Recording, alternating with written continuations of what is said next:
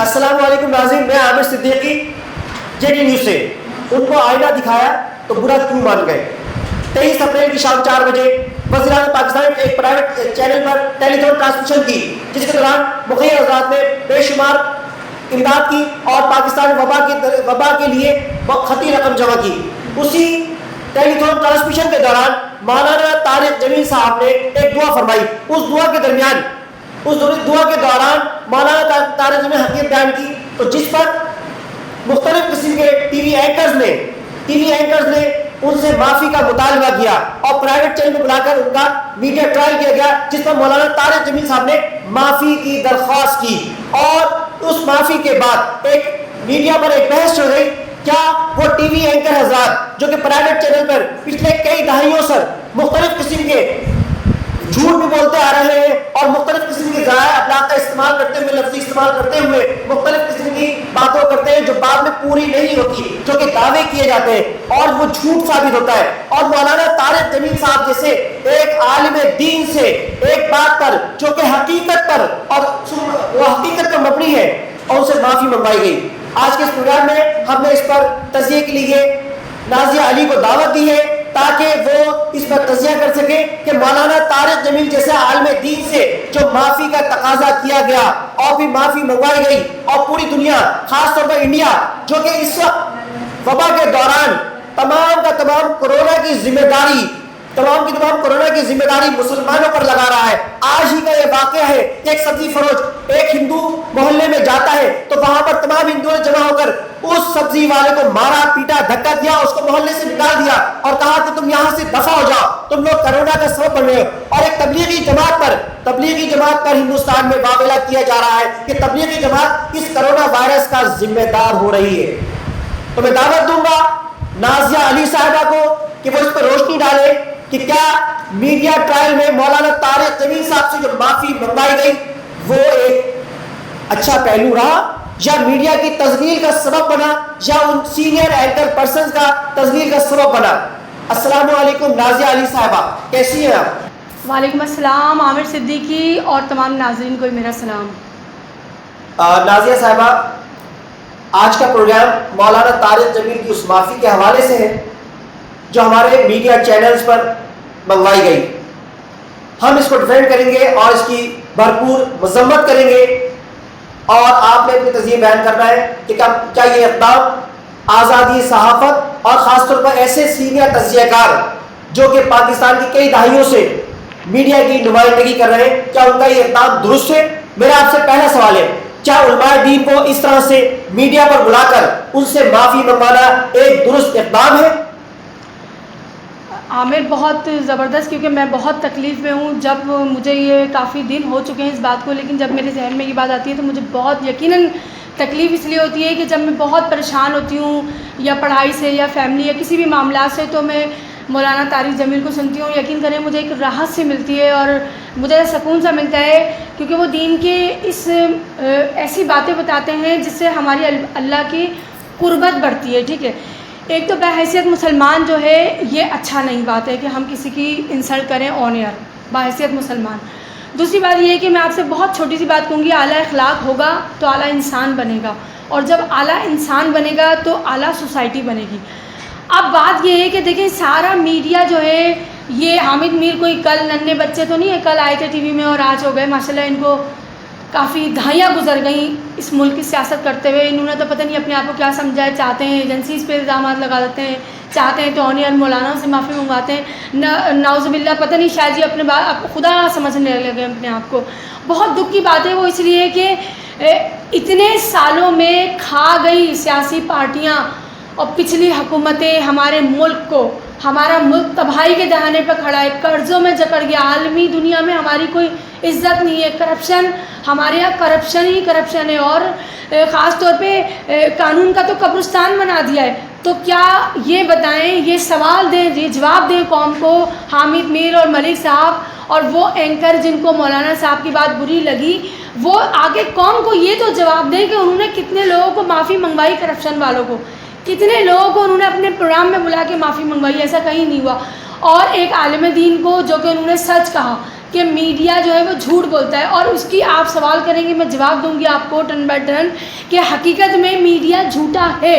میں میڈیا میں کام کر رہی ہوں لیکن میں تکلیف میں ہوں کہ شاید میں اپنا پیسہ جو ہے آنے والے وقت میں بدل لوں۔ میں پاگل ہوں، میں ساری رات پڑھتی ہوں، اپنے بچوں کو چھوڑ، ماں کو چھوڑ، بہن بھائیوں کو چھوڑ سارے حقوق کو سائڈ پہ رکھ کر پڑھتی رہتی ہوں، ریسرچ کر رہی ہوں، اور جب آ کر مجھے سیٹ پر مولانا سے معافی منگوانی پڑے، یہ کلچر ہمارے یہاں پلوان بڑھ رہا ہے، تو میں تو اس میڈیا، اس صحافت سے باز اور معافی چاہوں گی۔ بہت غلط ہوا ہے، بہت دکھ کی بات ہے۔ جنہوں نے میڈیا، جو میڈیا اس میں شامل ہے وہ خود بھگتے گا، کیونکہ رمضان کے دن ہے، ایک عالم دین سے آن ایئر معافی منگوانا، جبکہ انٹرنیشنل دنیا میں جگ رسائی ہوئی پاکستان کی اس بات پر، تو بہت افسوسناک۔ ناظرین بہت اچھی بات بولی آپ نے۔ ناظرین ایک سوال یہاں پیدا ہوتا ہے، کیا یہ ایک انفرادی شخصی فعل تھا یا انفرادی شخصی معافی منگوانے کا طریقہ تھا، یا کوئی میڈیا اس کے پیچھے میڈیا ہاؤس ملوث ہے کہ مولانا طارق جمیل صاحب سے معافی منگوائی گئی؟ کیونکہ ہمارا پڑوسی دشمن ملک ہندوستان تبلیغی جماعت پر بھی یہ کرونا وائرس کی ذمہ داری عائد کر رہا ہے کہ ہندوستان کے اندر کرونا وائرس کا ذمہ دار تبلیغی جماعت کو ٹھہرایا جا رہا ہے اور مختلف قسم کے مکاتب فکر کو اس میں ملوث کیا جا رہا ہے، جبکہ ان کا اس حوالے سے کوئی دور کا واسطہ موجود نہیں ہے۔ تو کیا حامد میر صاحب اور جنابی سینئر اینکر پرسن مالک صاحب انفرادی طور پر، اپنے طور پر، ذاتی طور پر اس معافی کے ذمہ دار ہیں، یا کوئی میڈیا ہاؤس اس میں ملوث ہے؟ دیکھیں اس کے بارے میں ہم کچھ کہہ نہیں سکتے، لیکن یہ میڈیا تو بہت سارا ہے، لیکن سب کو برا نہیں لگا۔ پارس ہیں اور بول چینل کے ڈاکٹر فضا، انہوں نے جو ہے بہت سخت الفاظ میں اس کی مذمت کی ہے۔ اصل میں چور کو چور کہیں تو بڑا برا لگتا ہے۔ آپ نے یہ مثال سنی ہے؟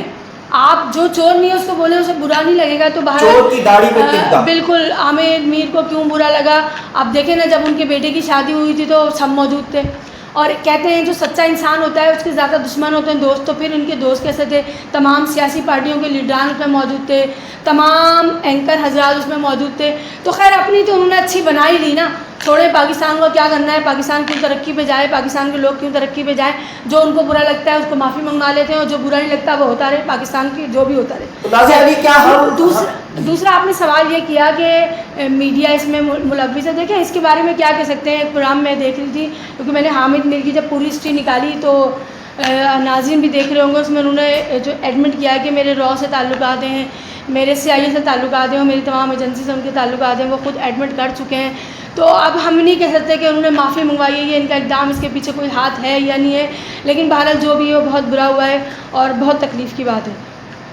ناظرین ہم بھی آپ سے سوال کرنا چاہیں گے، کیا اب میڈیا کا یہ فرض نہیں کہ حامد میر صاحب جن ذرائع کا لفظ استعمال کرتے ہیں کہ یہ رپورٹ ہمیں فلاں ذریعے سے ملی ہے، یہ فلاں ذریعے سے، تو اس ذریعے کا نام بھی لیا جائے، اور اگر وہ خبر جھوٹ ثابت ہو، جس طرح سے حکومت کے تختے الٹ جانے کے حوالے سے مختلف پروگراموں میں دعوے کیے جاتے ہیں، یہ کہا جاتا ہے کہ فلاں صوبے میں گورنر راج کیا جا رہا ہے، یا ماضی کے اندر اسی طرح کی بہت سے دعوے کیے گئے اور وہ دعوے بعد میں جھوٹے ہوئے، خواہ وہ کسی بھی حوالے سے، کسی بھی سیکٹر کے حوالے سے کیے جاتے ہو، تو کیا اب میڈیا کا یہ فرض نہیں ہے کہ اگر ایسے دعوے جو کیے جاتے ہوں میڈیا اینکر کی طرف سے، میڈیا اینکر پرسن اور سینئر تیزا کی طرف سے، تو ان کا بھی ان سے معافی منگوائی جائے اور ان سے جواب طلب کیا جائے؟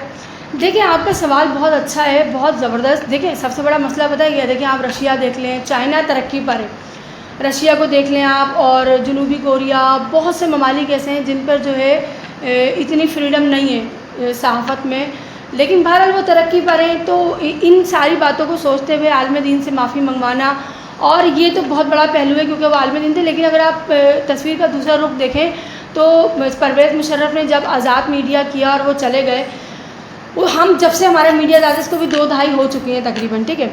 اب بات یہ ہے کہ جب تمام چینل کے جو بھی اینکر حضرات ہیں، صحافی حضرات ہیں، میں سب کو کوٹ نہیں کروں گی، لیکن یہ بات بھی بہت فکر لمحہ ہے، الارمنگ ہے کہ سب کو پتہ ہے کہ تعلیم اچھی ہوگی تو ملک ترقی کرے گا، تو تعلیم پہ کام کیوں نہیں ہوتا، تعلیم پہ بات کیوں نہیں ہوتی؟ صحت اچھی ہوگی تو معاشرہ اچھا پروان ہوگا، تو صحت پہ کام نہیں ہوتا۔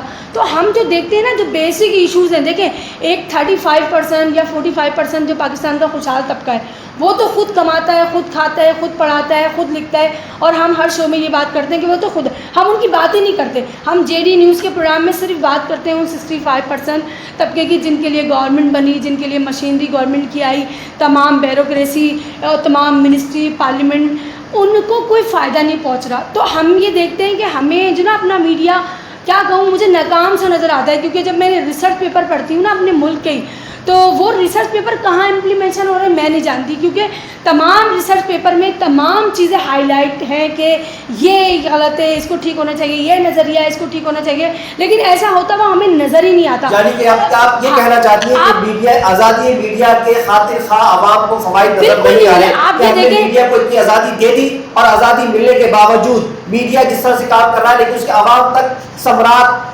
آپ یہ دیکھیں, آپ نے سنا ہوگا نیکی کر دریا میں ڈال, اب نیکی کر کیمروں میں ڈال. کیوں؟ اب جس کیمرے میں جائے گا, جس کیمرے والے سے اچھی بات ہوگی, بس وہی جو ہے کامیاب ہوگا. آپ یہ دیکھیں کہ چیف جسٹس جب کہتے ہیں کہ یہ پارک پہ گھر کیسے بن گئے, تو تمام چینل پہ آپ دیکھیں, جس چینل کو لگائیں گے تمام چینل پہ یہی گفتگو شروع ہو جاتی ہے. مریم کو سزا دے دی, تمام چینل پہ مریم کی گفتگو شروع ہو گئی. اب یہ جو پارک بن گئے, پورا کراچی چائنا منی ٹاؤن پہ جو ہے ختم ہو گیا, پارکوں میں بلڈنگز بن گئی, عمارتیں بن گئی, تب کہاں تھا یہ میڈیا؟ سو رہا تھا.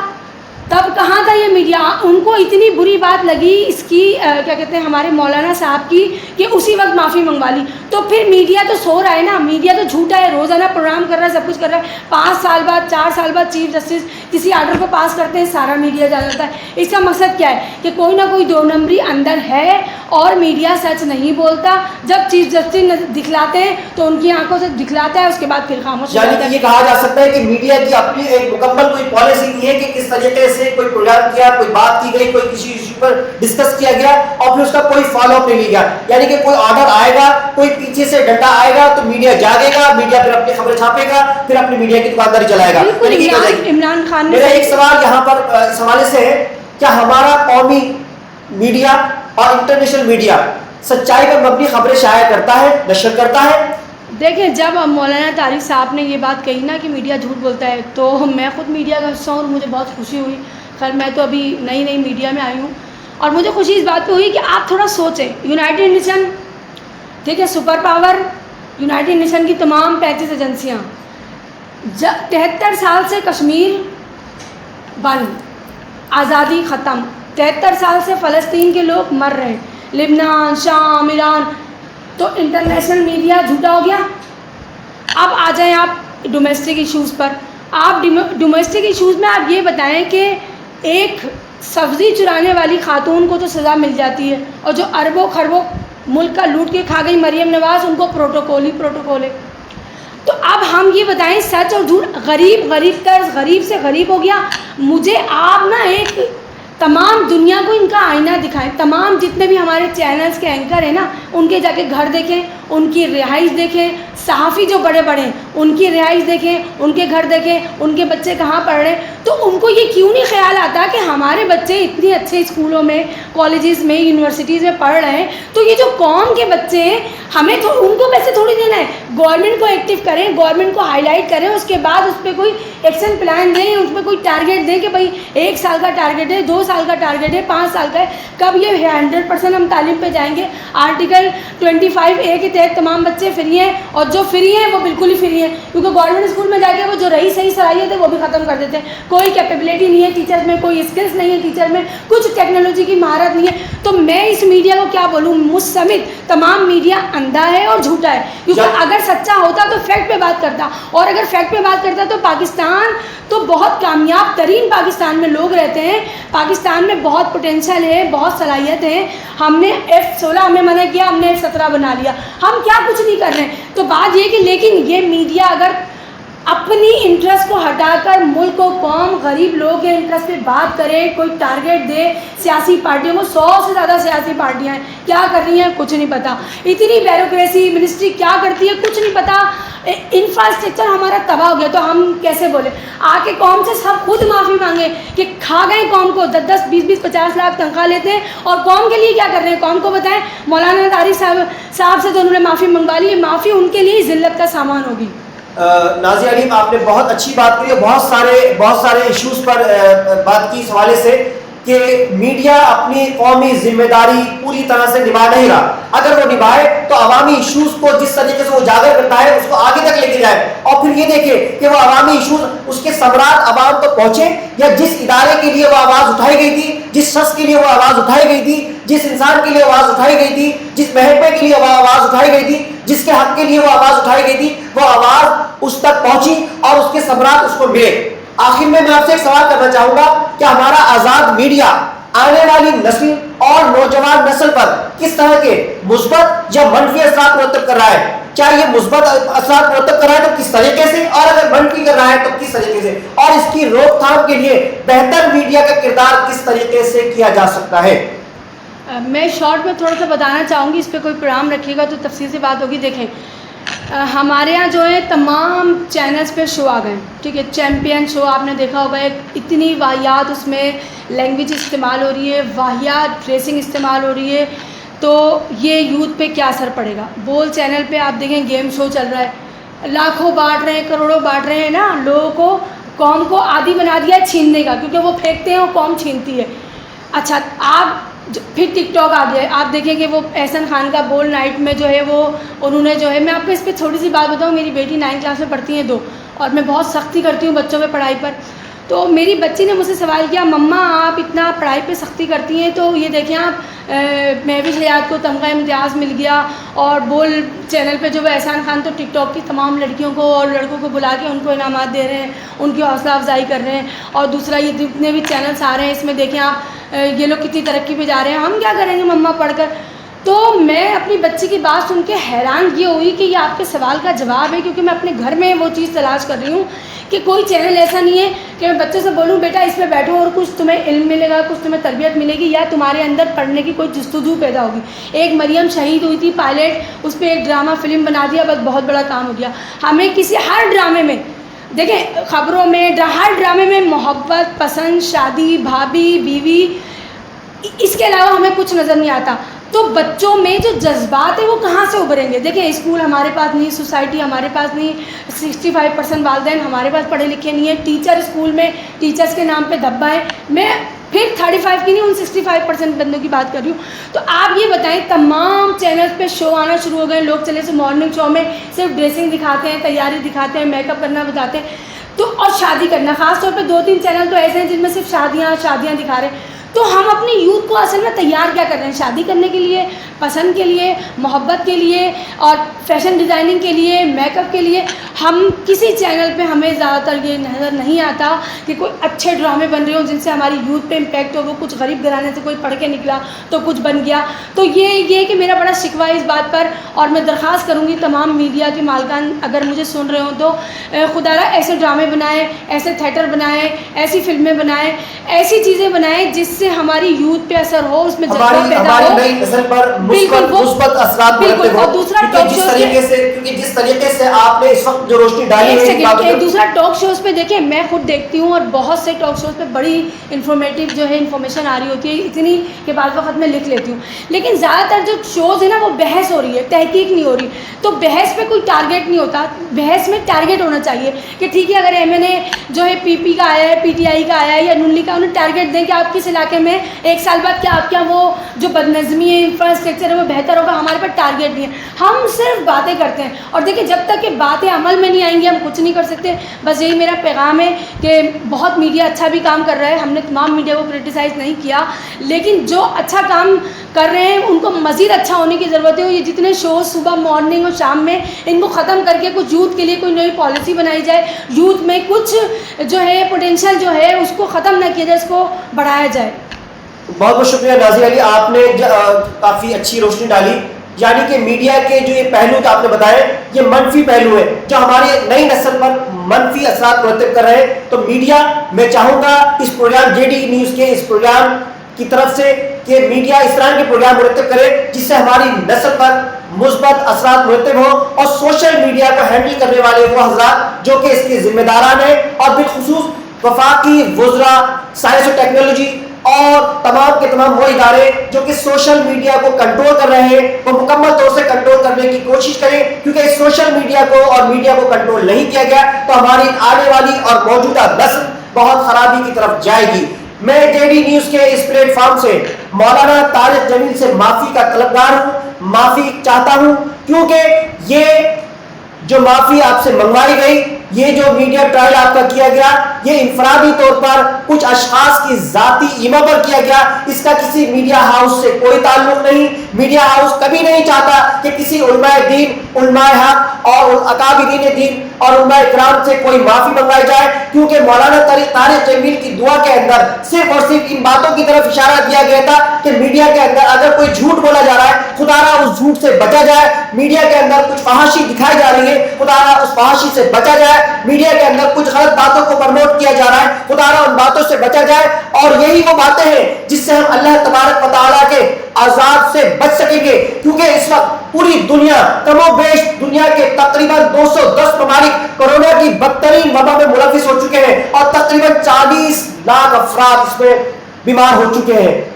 ان تمام بیماریوں سے بچنے کے لیے ہمیں اللہ تبارک و تعالیٰ سے دعا ہونا پڑے گا, اللہ سے دعا مانگنی پڑے گی کہ اللہ پاک ہماری کوتاہیوں کو معاف فرما دیجیے. اور مولانا طارق جمیل صاحب, جے ڈی نیوز آپ سے معافی چاہتا ہے, اور انشاءاللہ العزیز آئندہ کسی اینکر پرسن, کسی سینئر تجزیہ کار, کسی میڈیا ہاؤس سے ایسی کوئی خبر, ایسی کوئی بات نہیں کی جائے گی جس سے کہ علماء اکرام کی عزت نفس اور ان سے معافی منگوائی جائے. والسلام علیکم. مجھے عامر صدیقی اور نازیہ علی کو اجازت دیجیے.